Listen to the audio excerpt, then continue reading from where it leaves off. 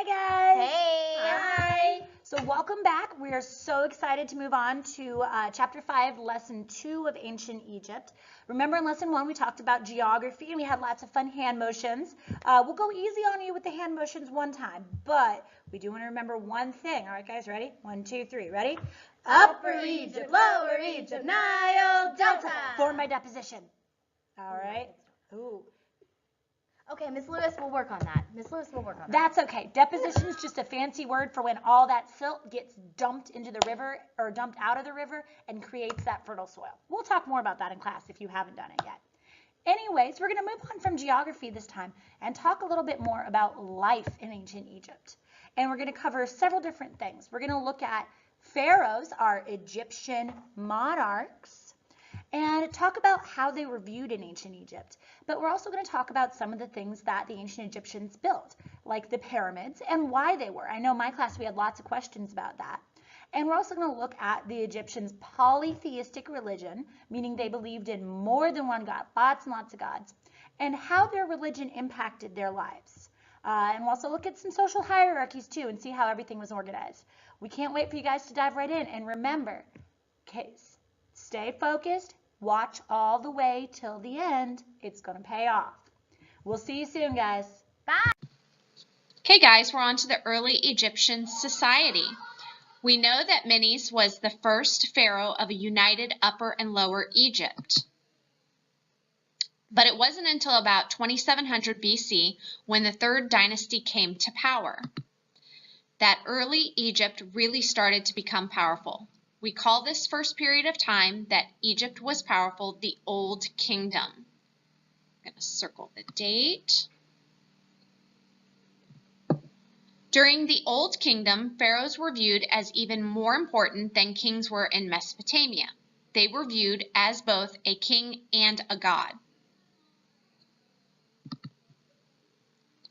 Because of that, they had more power than most other kings did. They could basically do whatever they wanted. We call that absolute power.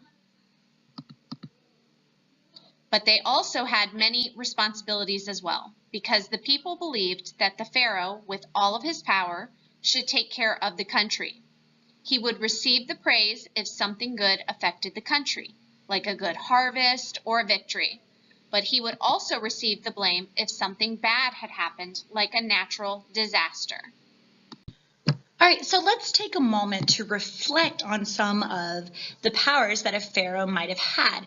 And we've talked about in the last slide how that pharaohs could be praised for good things and blamed for bad things that might happen in society. So I want you to take a look at the little graphic organizer that's below.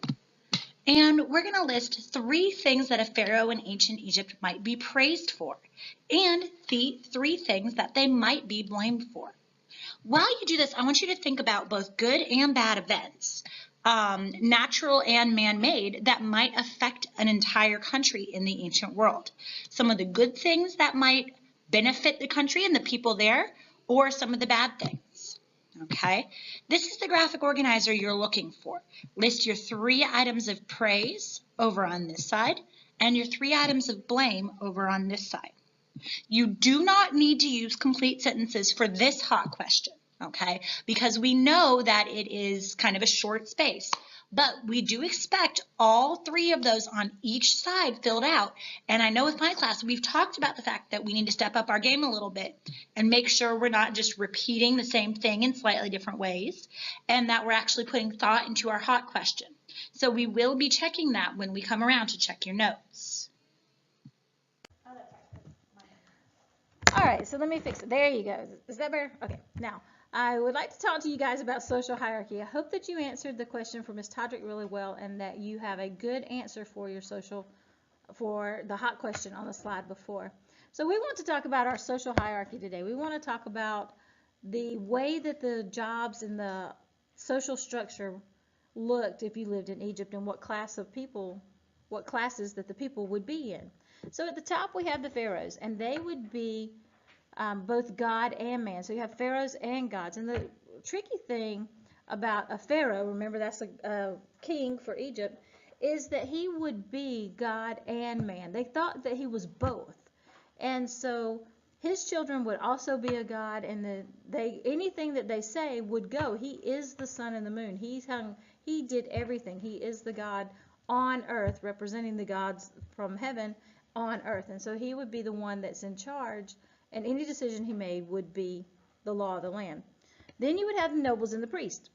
The nobles were a wealthy class of people.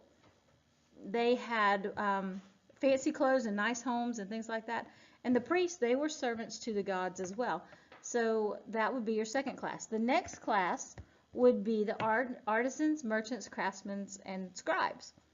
And these guys would be the ones making pottery, jewelry. And so there were a lot of skilled workers doing manual labor in Egypt. The largest class is the farmers and the herders. So there would be more of them than anyone else, and also the unskilled workers and slaves would be at the bottom. And so all of these different jobs work together to form the social structure of the Egyptian people.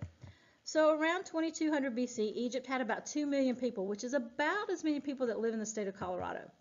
The upper class lived in elegant homes, and they wore fashionable clothes and jewelry, and the artisans would have been the ones that made that jewelry for them. The family was the most important group, and families were expected to live together, take care of each other, and especially as their parents got older, children were expected to take care of their parents. Boys would go to school, girls would stay home and learn to take care of the homes, and then teenagers got married young. So when you got to be close to a teenager age, around 13, 14, 15, you were expected to get married and have a family of your own.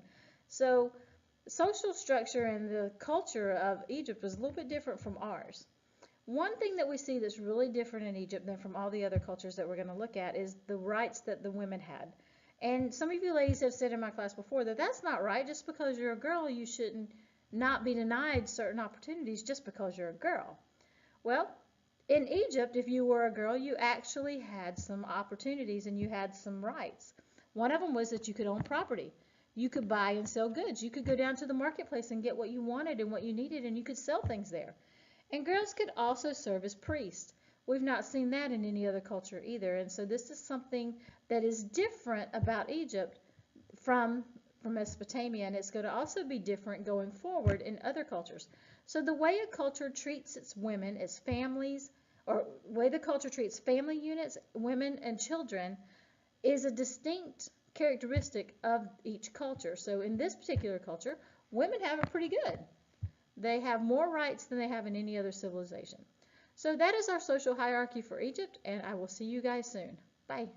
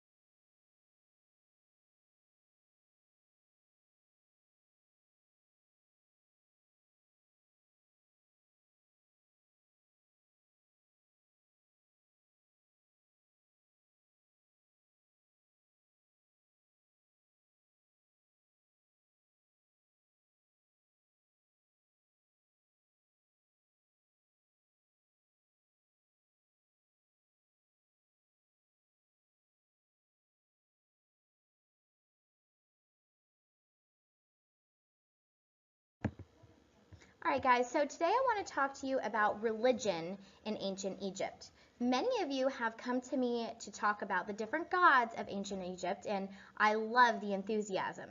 But before we actually talk about specific gods, I want to give you a little background about religion and how it influenced every aspect of the Egyptian life.